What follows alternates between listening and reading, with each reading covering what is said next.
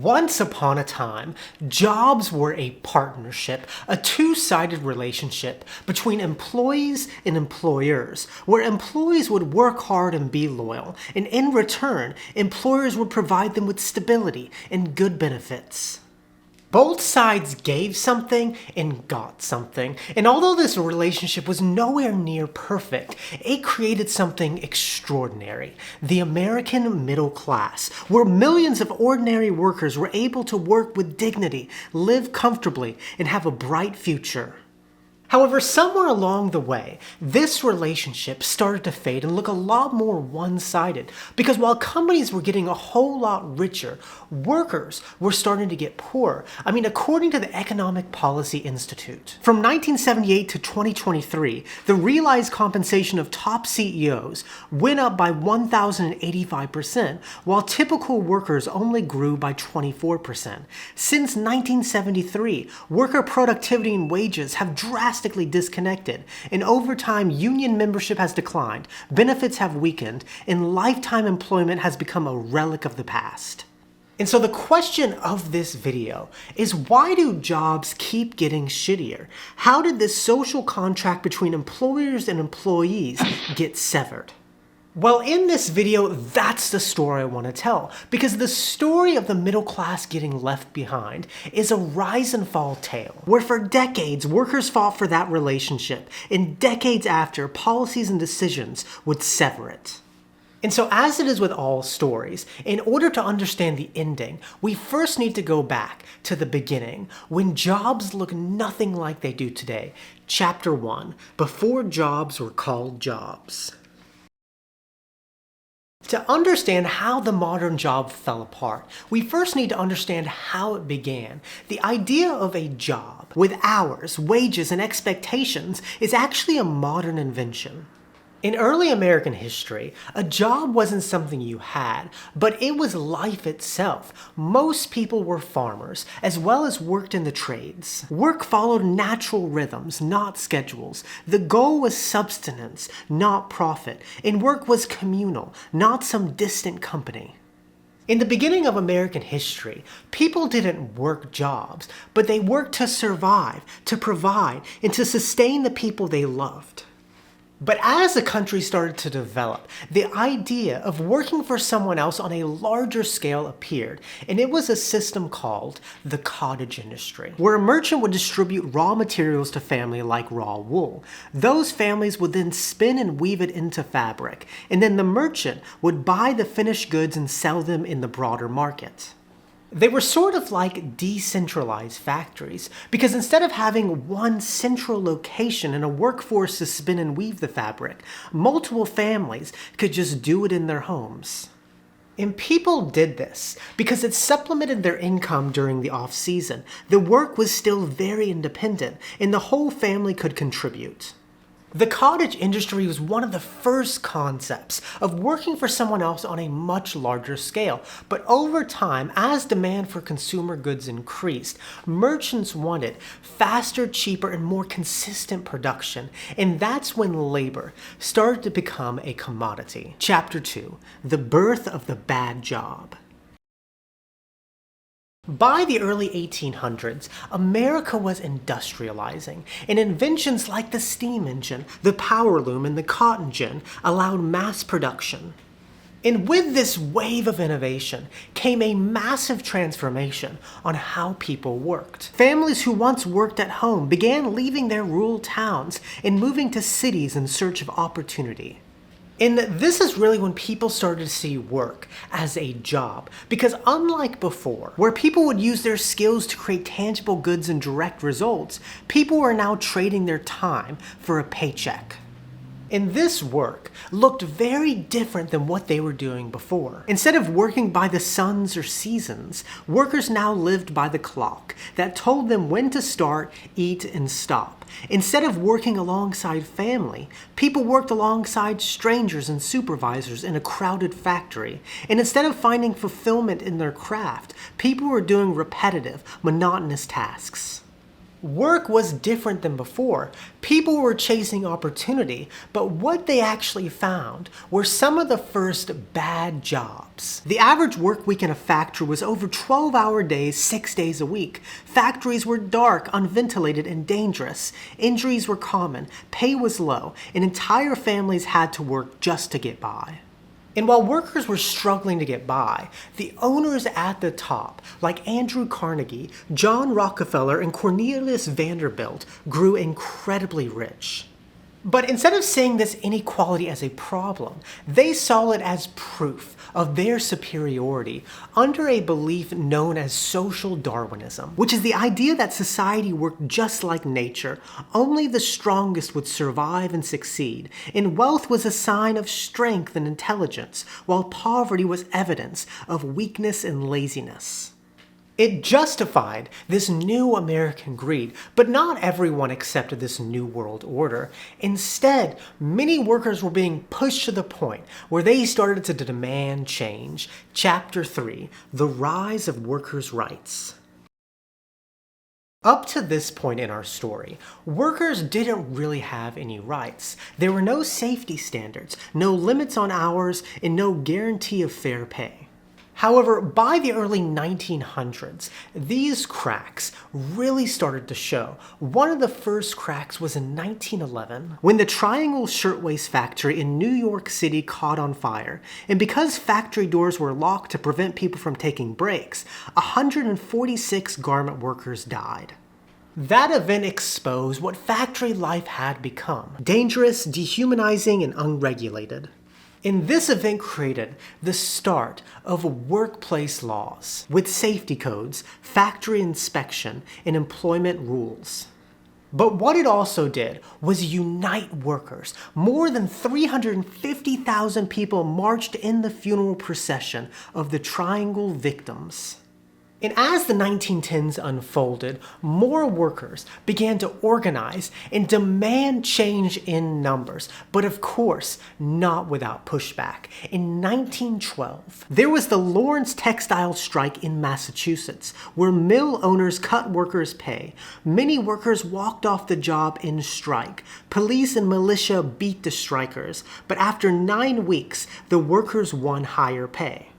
And over time, unions like the American Federation of Labor and Industrial Workers of the World grew stronger, uniting workers. And then the Great Depression hit. Millions of workers lost their jobs and were in breadlines, and those who kept their jobs faced pay cuts and insecurity. And this is when America was really at a pivotal moment and really needed some change. And that's when President Franklin D. Roosevelt won, running on the New Deal. And over time, a series of legislation was passed that would defend the worker. In 1933, the National Industrial Recovery Act granted workers the right to organize and bargain collectively. In 1935, the Wagner Act legalized unions and banned retaliation for organizing. And in 1938, the Fair Labor Standards Act established a federal minimum wage, overtime pay, and regulations on child labor. For the first time, the law stood for the worker, and as time passed, America would enter its peak of its labor story. Chapter 4, The Golden Age of American Workers. The next part of our labor story begins in the 1940s when World War II was going on. As World War II was entering its peak, in order to combat inflation, President Roosevelt passed the Stabilization Act of 1942 that froze prices, wages, and salaries. And one side effect that came from these freezes was the rise of the good job benefits package. Because while companies couldn't offer higher pay, they could offer benefits like health insurance, pensions, and paid vacation, which eventually became the standard for good jobs. And as the war ended, America entered this period of incredible prosperity. Factories transitioned from making war materials to consumer goods, creating jobs. The GI Bill allowed social mobility, and union membership was at an all-time high, fighting for the worker. After decades of struggle, exploitation, and reform, work finally felt like a partnership. Employers invested in their workers, and workers invested in their job. And because of this strong partnership, the middle class was stronger than ever. One income could buy a home, a car, appliances, and a vacation. However, of course, this prosperity wasn't shared by everyone. If you weren't a white man, you probably didn't enjoy this prosperity.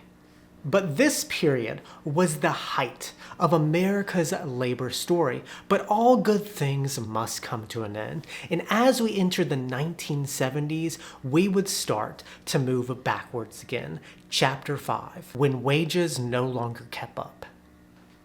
Alright, up to this point in our story, we have watched things build up to where we are now, but from here on out, we're going to watch things slowly start to unravel. You see, after World War II, productivity and wages grew together, meaning when workers produced more, they earned more. But in 1973, for the first time in 30 years, that connection broke.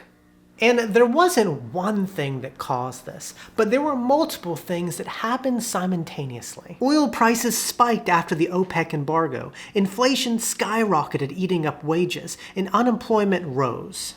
And also, competition in the world market was back and stronger than ever. Countries like Japan and Germany were now producing cars, electronics, and machinery that competed with American products. And instead of investing in research and workers to compete, companies began cutting costs, moving production overseas, and automating jobs. And that's when something fundamentally changed between companies and their workers. You see, for decades, companies had seen their workers as long-term investments that should share benefits. But by the late 70s, companies started viewing their workers as expenses that needed to be cut. And this belief was called shareholder value, which is the idea that a company's only real responsibility is to maximize returns for its shareholders. And under this system, profit became the measure of success, and the stock market became the scoreboard. And this shift changed everything. CEOs were now rewarded for cutting costs, laying off workers, and outsourcing jobs. Work was no longer this relationship with people, but it was this transaction of numbers. And workers were struggling to rise up like they did in the past as union membership was on the decline. In 1981, air traffic controllers went on strike, and upon refusing to end the strike, Ronald Reagan ended up firing 11,000 workers, sending a message that unions were no longer untouchable. And those firings wasn't just the end of a strike, but it was the end of an era. You see, from that point on, the story of work was no longer written by workers, but it was written by markets that traded labor like any other asset. Chapter 6, the financialization of work.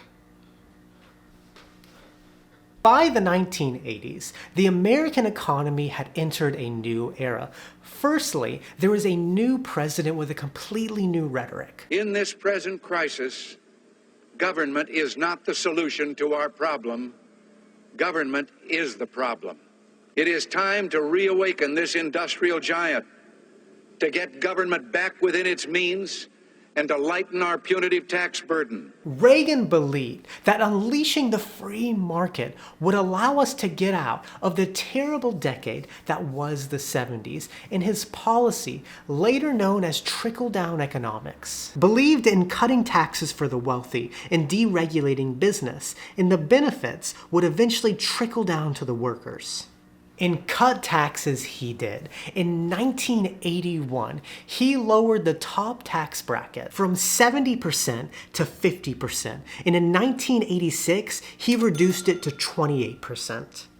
In Reagan's deregulation, it didn't just open up the free markets, but it unleashed a new era of financial engineering. On Wall Street, a young banker named Michael Milton pioneered the high-yield bond, which later became known as the junk bond, which is basically a loan to companies with poor credit, but that risk came with potentially higher returns. And these junk bonds gave investors a new power. They could raise billions of dollars to buy up companies to extract a quick profit, and then entered corporate raiders, who were investors that specialized in hostile corporate takeovers. They used junk bond debt to seize control of companies, then broke them apart, sold off divisions, and laid off workers to extract quick profits. It was no longer about building a sustainable business, but it was about manipulating numbers to make a quick buck. And very soon, the government would give Wall Street a new tool to manipulate numbers. In 1982, the SEC legalized stock buybacks, where instead of using profits to raise wages, invest in research, or expand production, companies could use it to buy back shares in the stock market, which would increase the stock price and make shareholders richer. By the end of the 80s, Wall Street wasn't just influencing corporate America, but it was corporate America, and corporate American culture had shifted. Layoffs became efficient, good jobs became targets, debt replaced stability, and workers worked in a culture of fear. And soon after, Washington would open up the floodgates to continue the dismantling of the American worker. Chapter 7, Offshoring. By the 1990s, corporate America made a transformation on how it did business. Instead of making products to earn a profit and using those profits to reinvest in research and workers, companies now focused on hollowing out their own company to make a profit, and then using that profit to inflate their stock price and make shareholders richer. And when cutting costs became the new growth strategy, the next logical step is to move somewhere cheaper. Because even if you cut your labor force by 25%, that remaining 75% is still expecting a decent American salary and benefits. Plus, you have to operate under high American standards. But if you move your factories to Mexico or China, you can pay them a fraction of the cost and don't have to deal with the annoying laws and regulations that we fought for 100 years to get. And throughout the 90s, there was a series of policies passed by Washington that would make this possible. And I'm not going to go in big detail in this subject because I did it in this video. You can give that video a watch. But there were two big policies that shipped jobs overseas. The first one was in 1994, NAFTA, that eliminated trade barriers between the US, Mexico, and Canada that allowed corporations to move jobs to Mexico for cheaper labor. The second policy was China entering the World Trade Organization in 2001, giving companies access to dirt cheap labor, a government that welcomed foreign investment, and less regulations. And over time, products did get cheaper, but the American worker got left behind. Millions of manufacturing good jobs disappeared and got shipped overseas and were replaced by bad service jobs. And with jobs being shipped overseas and corporate America constantly chasing a quick buck, we enter Chapter 8, the Age of Precarity. By the 2000s, a lot of progress that we made in the post-World War II golden age was gone. Good jobs were outsourced, unions were weaker than ever, and the middle class was on the decline.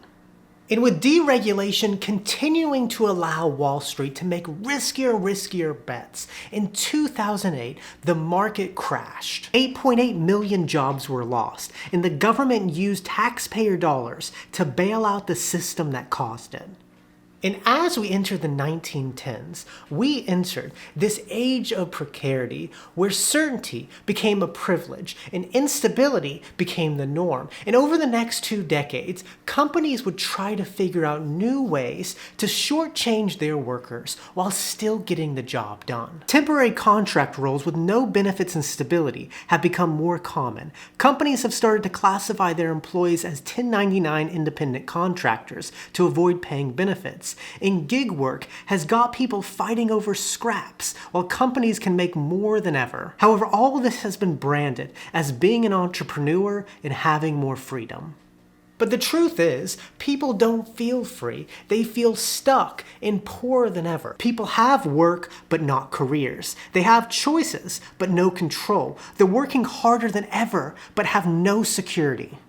Companies have been making more than ever, and the GDP, what we consider is our success, continues to grow, but at the expense of the American worker. And more recently, we have entered an even bigger transformation. Chapter 9, the end of work. So now our story leads us to today, in our tech-dominated world that is really threatening how work plays out. Companies need fewer workers than ever to get record profits. AI tools threaten once stable career paths while building their profit off the work of others. And these companies have so much influence that you have to use them in order to participate in the market. And all of this has been sold to us as progress. Instead of creating this equitable system where many reap the benefits, we have created a winner-take-all system, where you're either doing very good or barely scraping by, and the middle is rapidly shrinking. The future of life and work look more and more grim every single day, as if it's the end of work. But if there's no work, then how do people survive? And if workers aren't needed to get the job done, how does the economy keep working? And I don't know the answer to those questions. I guess we're just gonna have to see how it all plays out. And so I wanna finish this video off with Chapter 10, where do we go from here?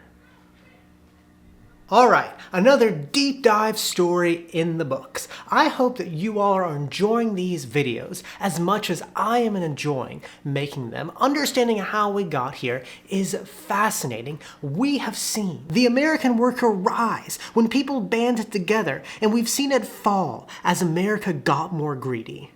And so, as always, the question is, what do we do with all this information? Well, I think if there's just one lesson this story teaches us, it's that nothing happens on its own. The good job appeared when people stood together and demanded something better, and it started to disappear when people got individualistic and greedy. And as always, I want to make it clear that I am no expert on this topic. I am just a YouTuber who went down a rabbit hole and is presenting what I learned. And so I want to finish this video off with 3 takeaways that I personally learned from making this video. 1. Inequality is natural. The middle class is something you have to fight for. When we look back at history, inequality is sort of humanity's default state. When things go unchecked, you always end up with a handful of people at the top and a much bigger population at the bottom, but the middle class doesn't happen on its own. The middle class is something you have to fight for. It only exists when workers demand fair wages, when laws protect them, and when society decides that dignity shouldn't just belong to the rich. 2. Simplicity and frugality is how you build your rights. Now, I don't talk about frugality and living a simple life as much as I used to because it was honestly just time for me to make a change. But I still believe in living a very frugal and simple life because that's how you build your own rights in this world. So many people get trapped where they are because their living expenses are high, they're burdened by debt, or they don't have any savings, and so they're dependent on the system. The more financial security you build in your life and the more simplistic you live, the more options you're gonna have in life. You can take more risks, walk away from things, and speak up for yourself. Real freedom doesn't come from constantly seeking more, but it comes from needing less. And finally, unless people band together, things won't get better. If there's just one more lesson this story teaches us, it's that progress rarely comes from the top. Instead, it comes from the bottom, when people stand together, get organized, and demand better.